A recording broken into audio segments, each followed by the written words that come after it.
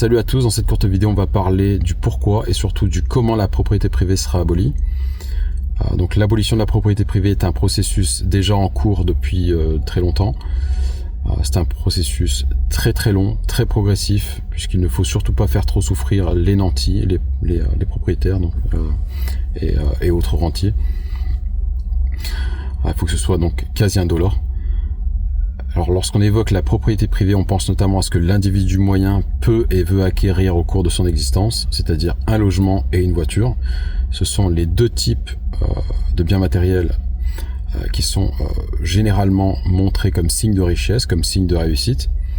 Ce sont donc les deux grands symboles de la propriété privée, la belle maison et la belle voiture. Concernant les voitures, ça va être assez rapide puisque dans les années à venir, les véhicules entièrement autonomes vont progressivement remplacer les véhicules pouvant être conduits par des humains. Demain, on montera dans une voiture comme on monte aujourd'hui dans un bus. On ne conduira plus, on sera conduit d'un point A à un point B par un véhicule entièrement autonome. Et donc quelque part, le plaisir de conduire et le besoin de posséder un véhicule disparaîtra. Sera de l'histoire ancienne, même si à l'occasion on pourra conduire soi-même un véhicule pour le plaisir, donc dans le cadre d'une activité de loisir. Alors concernant les logements, ça va être beaucoup plus long, plus progressif, et ça passera notamment donc par l'instauration de mesures économiquement insoutenables comme le prescrit le manifeste du Parti communiste. Donc par exemple par l'instauration donc d'une taxe foncière donc de plus en plus élevée par rapport à la valeur des logements, ou encore par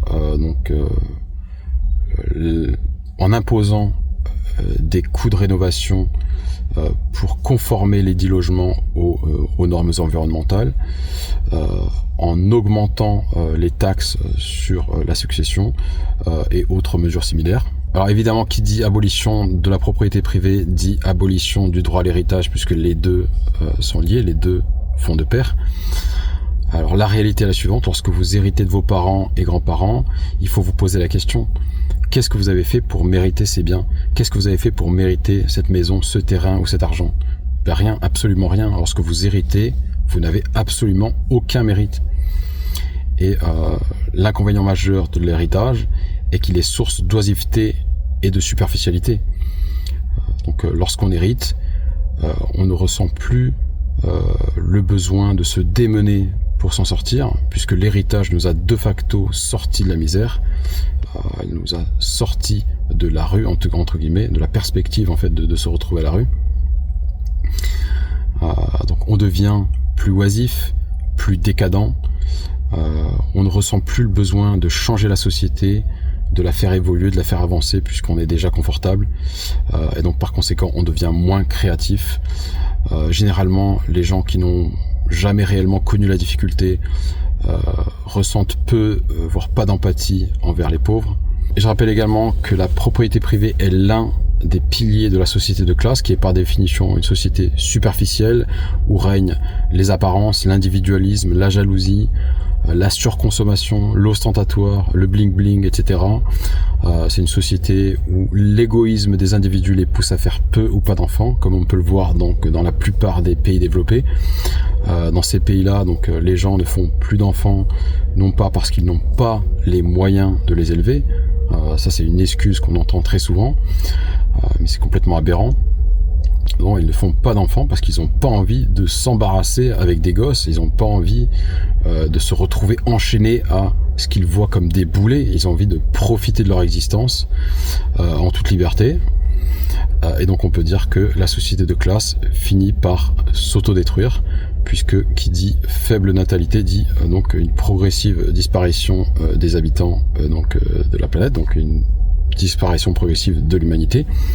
Donc voilà, c'est la fin de cette vidéo. Dites-moi ce que vous pensez de l'abolition de la propriété privée dans les commentaires. Dites-moi si vous êtes plutôt pour ou plutôt contre. Par avance, je sais qu'un très grand nombre de personnes seraient plutôt contre. C'est des personnes donc, qui ont beaucoup de mal à se projeter dans un monde, dans une société où tout serait devenu public et où tout serait produit gratuitement et en abondance. Ces personnes-là refusent de voir l'évidence, puisque de très nombreux signes, de très nombreux indices nous montrent qu'on se dirige tout droit vers ce type de société.